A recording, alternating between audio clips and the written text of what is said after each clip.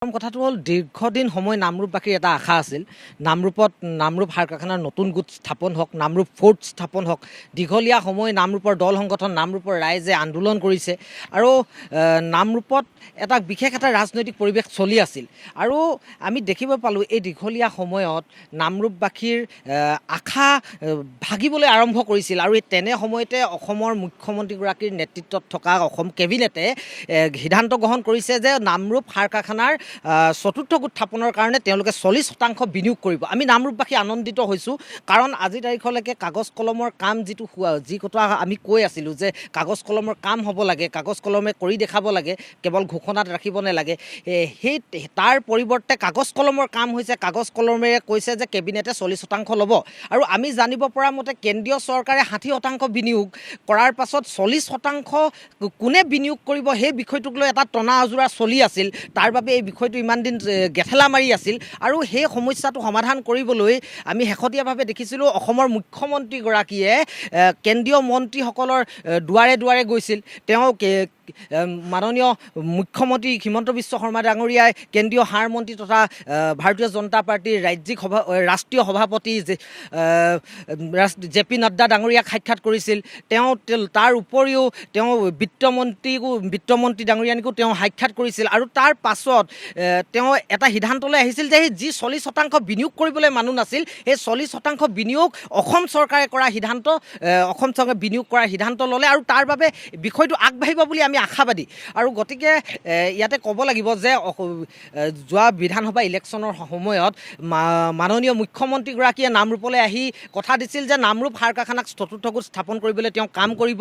আজি সেই প্ৰতিশ্ৰুতি তেওঁ আখৰে আখৰে পূৰণ কৰিবৰ বাবে তেওঁ পদক্ষেপ গ্ৰহণ কৰিছে, যি আজি তাৰিখলৈকে অসম চৰকাৰে এনেধৰণৰ পদক্ষেপ লোৱা আমি দেখা নাছিলোঁ। প্ৰথমবাৰৰ বাবে অসম চৰকাৰৰ কেবিনেটে সিদ্ধান্ত ল'লে যে 40% ইয়াত বিনিয়োগ কৰিব। আৰু তাৰ লগে লগে আৰু এটা কথা, আমাৰ স্থানীয় যিগৰাকী বিধায়ক তৰংগ গগৈ ডাঙৰীয়াকো আমি ধন্যবাদ জ্ঞাপন কৰিছোঁ, কাৰণ তেওঁৰ নেতৃত্বত যি সময়ত নামৰূপবাসীয়ে আশা হেৰুৱাই পেলাইছিল, সেই সময়ত নামৰূপবাসীক নেতৃত্ব প্ৰদান কৰি, নামৰূপৰ অভিভাৱকত্ব প্ৰদান কৰি তেওঁ নামৰূপৰ অধিকাৰখিনি আজুৰি আনিবলৈ সক্ষম হৈছে। গতিকে আমি তেওঁক ধন্যবাদ জনাইছোঁ আৰু আমি আশাবাদী অতি সোনকালে কেন্দ্ৰীয় কেবিনেটে সেই 60% বিনিয়োগৰ কেন্দ্ৰীয় কেবিনেটৰ অনুমোদন প্ৰদান কৰিব আৰু অতি সোনকালে নামৰূপ সাৰ কাৰখানাৰ চতুৰ্থ গোট স্থাপন হ'ব।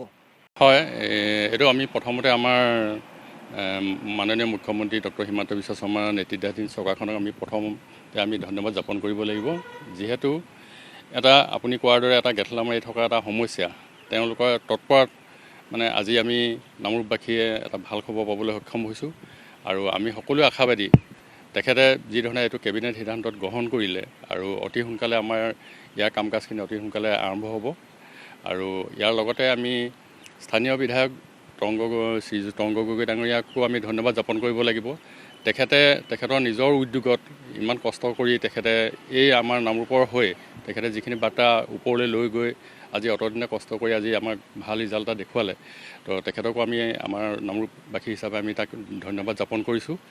আৰু আমি সকলোৱে আশাবাদী, যিটো মৃতপ্ৰায় সাৰ কাৰখানা, আমাৰ ধৰক সাধাৰণ জনতাৰ এটা কল্পনা অতীত আছিল যে এই কাৰখানাটো হয়তো এদিন মৃতপ্ৰায়ৰ পৰা মৃত হ'বগৈ, কিন্তু আজি আমি যিটো কালি সিদ্ধান্তটো আমি গম পোৱাৰ পিছত আমাৰ নামৰূপবাসীৰ মাজত যথেষ্ট উৎসাহ আহিছে আৰু সকলোৱে এই উৎসাহত কালি আমি ইয়াত সকলোৱে ৰাইজে মিলি আমি এটা বিজয় উল্লাসো আমি কালি উদযাপন কৰিছিলোঁ। আমি যেতিয়া ৰাইজসকলৰ মতামতবিলাক শুনিছিলোঁ, তেখেতলোকে যথেষ্ট ভাল পাইছে আৰু আগে পিছে আমি এই ফেক্টৰীটোৰ মুখতো আমি আগতেও ধৰ্ণা বা প্ৰতিবাদ আমি শুনো, কিন্তু এই ক্ষেত্ৰত ক'বলৈ গ'লে কেতিয়াবা এই ইলেকশ্যনৰ সময়ত নিজৰ ভোটৰ অংকৰ কাৰণে কিছুমানে আহি ইয়াত প্ৰতিবাদ কৰেহি, কিন্তু কাৰখানাৰ স্বাৰ্থত তেওঁলোকে আজিলৈকে কৰা আমি গম পোৱা নাছিলোঁ। কিন্তু আমাৰ চৰকাৰৰ ডক্টৰ হিমন্ত বিশ্ব শৰ্মা দেৱৰ নেতৃত্বত চৰকাৰখনে যি পদক্ষেপ আজি গ্ৰহণ কৰি দেখালে, তো আমি নামৰূপবাসী হিচাপে তেখেতক পুনৰবাৰ ধন্যবাদ জ্ঞাপন কৰিছোঁ।